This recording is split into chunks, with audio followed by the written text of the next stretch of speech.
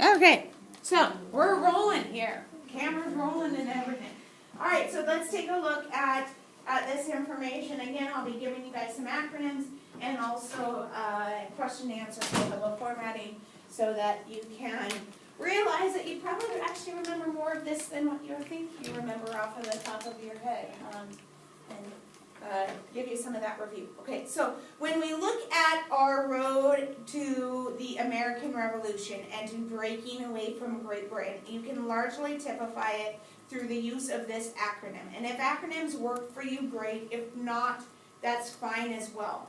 But basically what it comes down to is this movement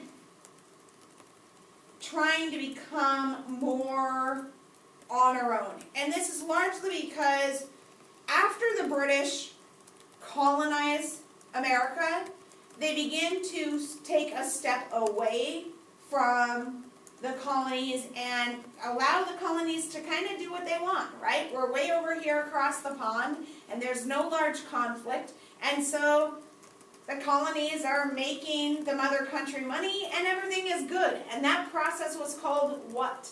You actually said it in class today. Yes, okay? It is salutary neglect. This idea that, hey, it's okay, you can exist because you're making me money, which was the whole purpose of the colonies in the first place, which is a term that starts with the letter M.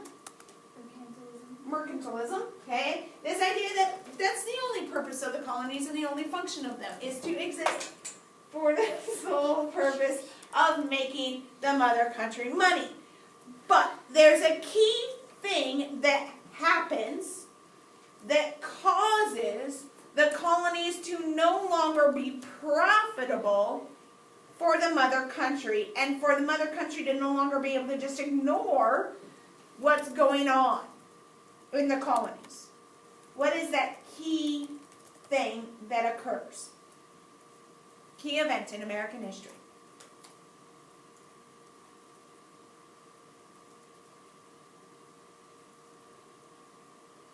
Can't ignore you anymore because we have a lot of debt. French and Indian War? Yeah, also known as 7 Years' War. Yeah, French and Indian War, also known as the 7 Years' War.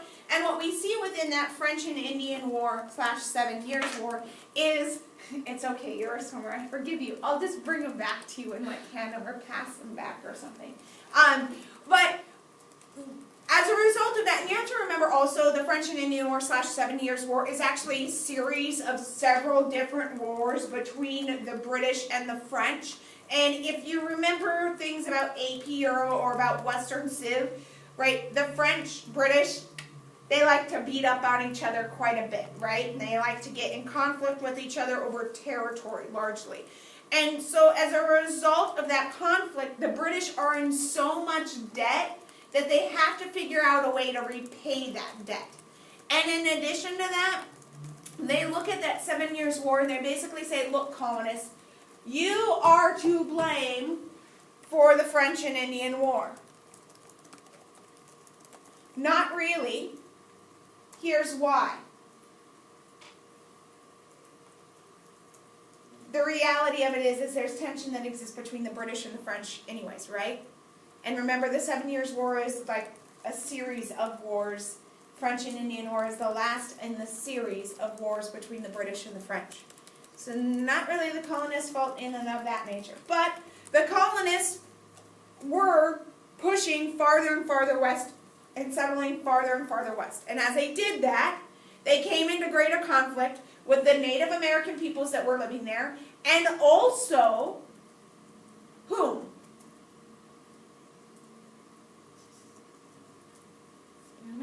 Nope. Spanish or South, so French, okay? But it allows them to come in greater conflict with the French.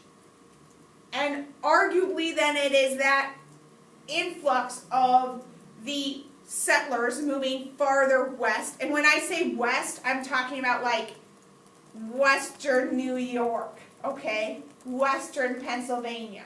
Starting to get into the Ohio River Valley. That's our west right now in this time frame. So we see them beginning to move, and that brings them into conflict with the French and with the American Indian people.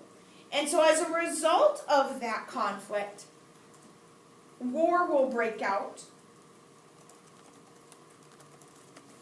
And so post-war now, the British are like, okay, America, it's your fault. You should notice a trend in history that we like to place blame on people for when it's their fault for causing something, right? World War I, whose fault was it? Germany. World War II, whose fault was it? Still Germany, right? French and Indian War, whose fault is it? The colonists, okay, America, okay, your fault, okay? So, we like to place blame, right? Human nature a little bit. But what we see then within that is because of that occurrence, the British have a lot of debt that they need to repay. And they also are trying to secure a border, which they believe is part of what caused that conflict to begin with. So they draw a line in the sand, which becomes then the proclamation, right? And says you cannot move past this line, west of the Appalachians, basically. Okay? And that would have pushed them then, if you are thinking geographically about your Appalachian Mountains, right? It's here. So that would have been into the Ohio River Valley. Well, the problem with that is, it's like trying to put the cap back on a pop that's been shook up and then the top opened off of it, right? It's not going to work very well because people are already moving there and people are already living there and they're already like, no, we need to move. I can't live in New England and as a second, third son be able to own property. I want to move west so I can have my own piece of the pie. I can have my own piece of property. Right? So we see them continue to move. The other part of that is financially, the British are in a really hard spot right now. Economically, coming out of the French and Indian War, they are in a severe economic depression. And that idea of salutary neglect of the colonies will make us some money, and if they trade with some other people, no big deal, because we're making enough money that things are working well for us right now and it's all good. Well, it's no longer all good because now we have this mountain of debt. So we need to try to pay that off, and pay that off relatively quickly. The best way to do that is to get money from the colonies. And the fastest way to get money directly is through taxation, right? Now you got to look at, okay, well, now how am I going to get that tax from these people? Well, I'll put a tax on basically what amounts to just about everything. On paper documents. This literally was everything from newspapers to playing cards to legal documents to contracts to anything and everything. Here's a tax on that. Pay it. Colonists, you need to pay this. In addition to that, we will see the or as a result of the Stamp Act then, we will see the colonists are like, whoa, whoa, whoa, whoa, whoa, whoa. You can't tax us because we don't have representation. Now, the Crown argues what? They have virtual representation. You are virtually represented, I owe you another one, because the English Empire stretches so large that if we were to provide representation to everyone within the empire, nothing would ever get done. So you are virtually represented within Parliament, and we have your interest at heart here. Now, some of our colonists that were living here would have been members of the House of Lords. Okay? Some in the House of Commons. And so as a result of that, they should have had the ability or the opportunity to figure out and to have the potential to say, no, this is not what we want, right? To have a voice, to have a vote, as per the Magna Carta, okay? But they're not given that voice. They're not given that vote. And so they basically rebel and say, we are not going to pay your taxes, period, end of story. I'm going to fight you on this. And so the Crown feels initially forced to repeal the Stamp Act.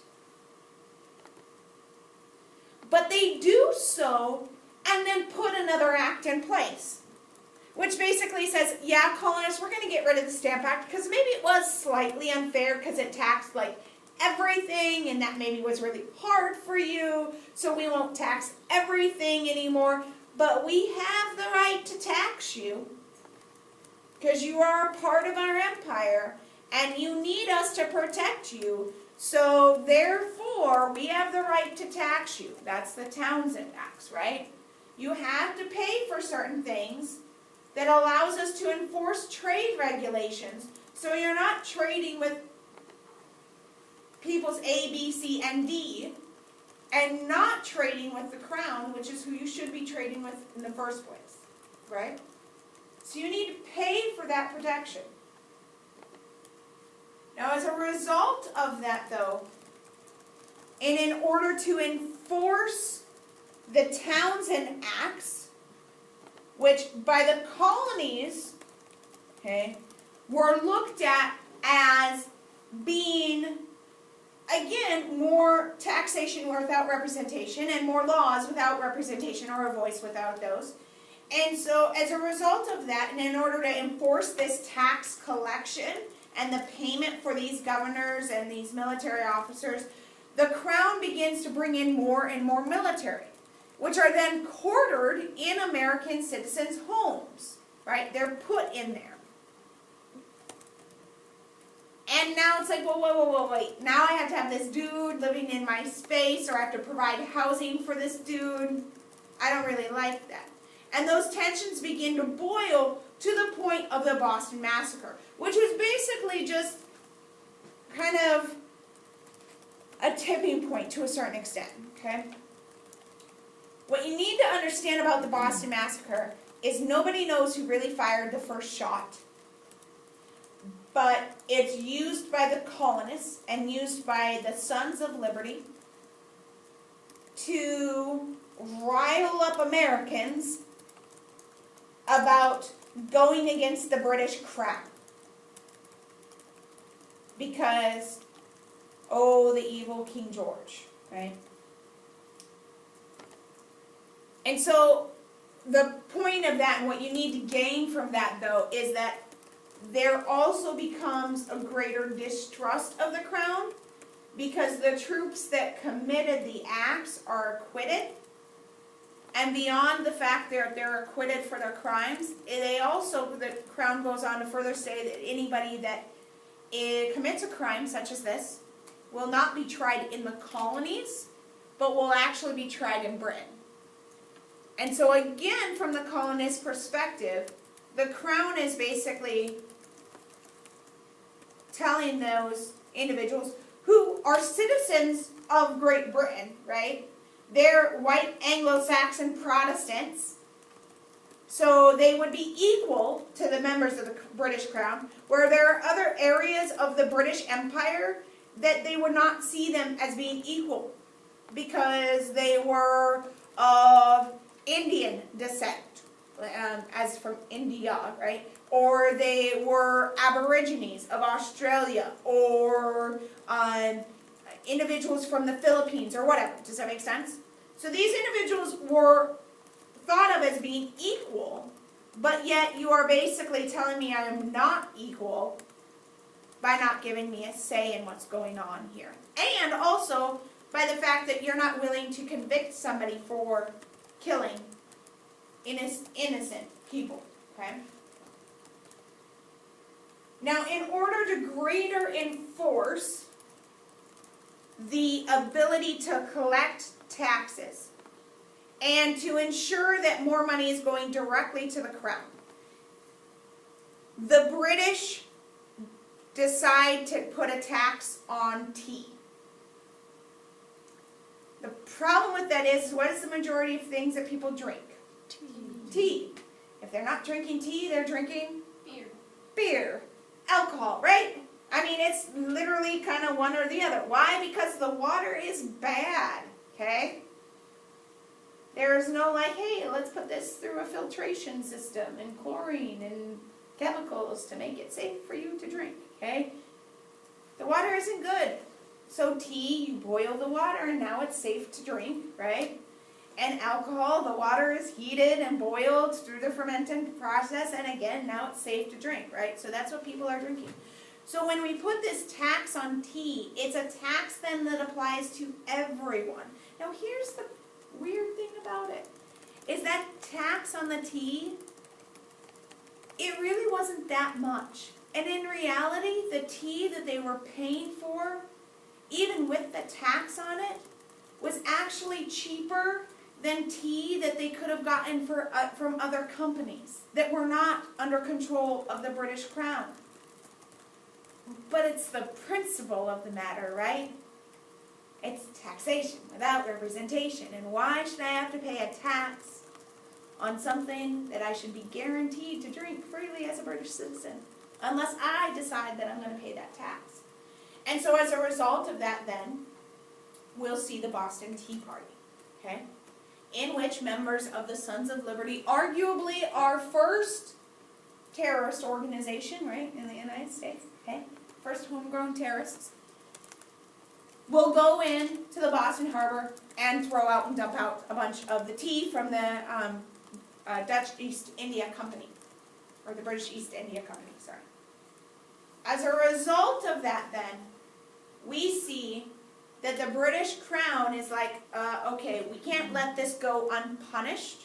We allowed the colonists to basically revolt and force us into getting rid of the Stamp Act.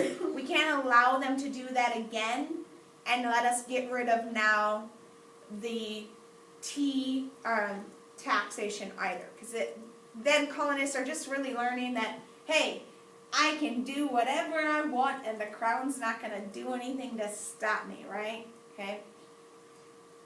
So what we see within that is the Crown then will take the step going towards the passage of the Intolerable Acts. Okay? Now, at the same time then, the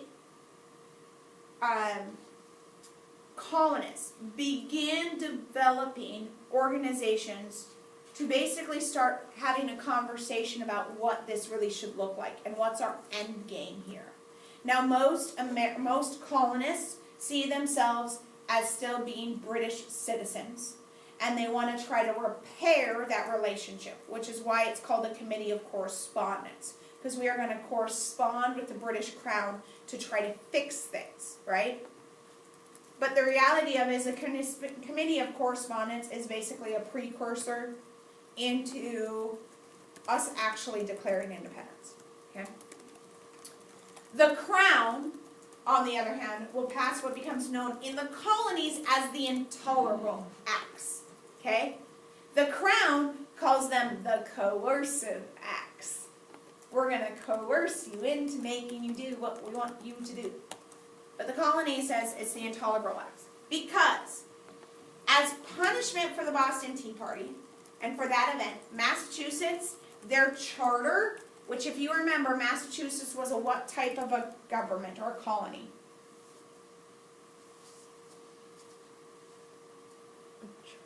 It was a charter, yeah, their charter. And then becomes a royal colony, but it was a charter colony, right? It was made for the purpose of to do what? Trade and make money, right? Right? The Massachusetts Bay Company, right? It's a company. That's why it was founded. Massachusetts was founded. And we are going to remove your self-governing ability. So you no longer have any voice, and we're going to bring people in to basically run your system of self-government. Don't like it? Too bad. Okay? You no longer have the ability to self-govern. In addition to that, we are going to officially begin quartering troops. Not as a prior we had quartering, but the previous quartering was more of a you need to provide them with some place to live. This quartering is if you don't provide them for some place to live And if they would like to, they can come into your home and say, get out. It's mine now, right? I'm going to live in your house. Okay? This is my space. Okay? We are going to quarter those troops there. And then also within that as well, any trial that is going to occur in England. Now, if you take this from the perspective of being a citizen of Massachusetts and largely the colonies as a whole, it's again the crown basically saying you're not important, okay, and you are not equal to us. Now, eventually, the colonies could have gotten rid of the intolerable acts. They would have had to pay for the cost of the tea, and everything would have been better. They turn over the people who were involved in causing the Boston Tea Party, Sam Adams and others, right, and say, here you go, these are the people that started this. But, you know, we don't want to turn these people in, and quite frankly, these are the people that we wind up looking at as being the members of our, or who are going to be the leaders of our new government. It is as a result of the Intolerable Acts, then, that Committee of Correspondence will now meet in what's called the First Continental Congress. And at the First Continental Congress, we are not talking about breaking away from England. In fact, we write a letter to King George saying, look, okay, here is our declaration of our rights and the grievances that we have. Now, this is something that harkens back to documents that have already been written in Great Britain. The Declaration of Rights of Man and Citizen, right? The same kind of concept, right? And so we're using that same Enlightenment kind of ideas to say, here's what our rights are and here's why we're pissed. We don't want to break away, but fix it. Now we also, in the back of our brains, know that there's a possibility that that might occur. So we begin to start kind of gathering up some militia forces. Really minor at this point, but trying to get some things gathered up. But because of us gathering things up, okay, what we have happen is that at Lexington and Concord, there's an artillery stronghold there. But that artillery stronghold belongs to the crown, to the British, right, to King George. But we would like to take Lexington and Concord and use that for our own purposes of potentially fighting the war. And so conflict breaks out, and arguably these are considered the first shots of the Revolutionary War, right? It's the first things that occur, battles that occur at the Revolution, or in the Revolutionary War, okay? It is here that we see the famous ride of, or hear of the famous ride of Paul Revere, where he goes through and says, one is by land or two is by sea, right? And we have the whole thing about it. Now the reality of it is, right, is Paul Revere doesn't make it the whole way, okay? If you remember, Dr. Samuel Prescott is actually the one who actually rides a whole lot farther and does a lot more. But such is life and history. Paul Revere gets a poem. Prescott, sorry dude, gets forgotten. Don't forget Dr. Samuel Prescott. Okay? On your national exam. Samuel Prescott. No, I don't know as that would be on an essay, but just as an FYI. But we send that to him. King George largely ignores it. Go away, colonists. You're bothering me right now, okay? Pay me your taxes. And so as a result, then we will meet in 1775 at our Second Continental Congress. Here, we understand that, yes, war is basically evident at this point in time, right? And so we put in George Washington as the member of and leader of our military forces. Why George? He has military experience from the French and Yeah, because he has military experience from the French and Indian War. That's basically it, okay? Yeah, because he has military experience, right? And because we think that the men will follow him, okay? And in addition to that, we start to not just get militias rounded up, but actually create a military, right? And to create a continental military, which is really amounts to people showing up with their own guns. Because, right, we're under the British Crown, so we have to go outside of Great Britain to get weapons to fight the war. But we're not supposed to be trading with anybody but Great Britain You see where it becomes a little bit of an issue in that aspect. But we're not really ready to break away. So we send to the king the olive branch petition. It's kind of our last, come on, please, like, we really don't want to go to war, but we already know it's kind of coming, but,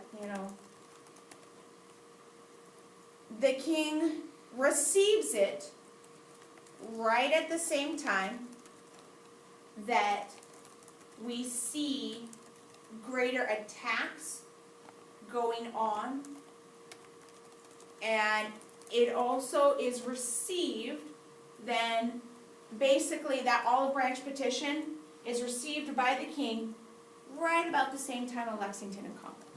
Okay? And so as a result of that, the king looks at the olive branch petition, and largely ignores the petition.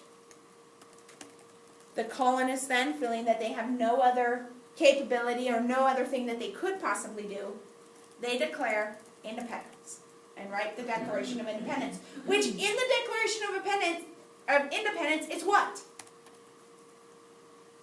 It does several things, but what's the whole point of it, first of all? What are we doing by writing that stuff down? Setting up the government? We are literally setting up the foundations of our government, right? We write in there that all men are created equal, that they are endowed by their Creator with certain unalienable rights, that among those are life, liberty, and the pursuit of happiness. Thank you, John Locke, for allowing us to copy you, right? But in addition to those Enlightenment ideals that are in there, it also, when you look at the Declaration of Independence, it's a list of reasons why we are having to declare independence. It's not just, hey, yeah, we're declaring independence for our own country. Bye. It's, here's why you forced our hand into doing this. You are no longer taking care of us. And so, with the support of those Enlightenment ideals, and also support of individuals like Thomas Paine, who writes what document? Common Sense. Who argues what? That Britain is an island trying to govern a continent. Yeah, and that just doesn't make any sense, right? It's impossible for them to continue to do that. So the only thing that makes sense is for us to split away, to break away. And so the Declaration of Independence is written by Thomas Jefferson, and then subsequently signed over the course of 2 days. Okay, starting signing it on the 2nd of July, we finished signing it on the 4th of July. The most notable name on that document, or the largest, is John Hancock, and he says he wrote his name so large so that George could read it, okay? So that he would know, basically, hey, yep, it's me, okay? Did George know? He would have known of him, yes. Yeah. So, and also, if the colonists would have lost, right, you're basically signing a treasonous document. It's a treasonous act. It really is. The Declaration of Independence is committing treason against King George. Had we lost, your signers, your founders, founding fathers, are committing treason, which is punishable by death, right? So had we lost, John Hancock would have for sure died, right? Because he made sure his name was nice and big on that document, okay? But it also very much shows where John Hancock mentally believes that the United States, will, or what becomes the United States, right? Because at that very instant is when we are trying to be the United States. That we have the ability to be victorious in this.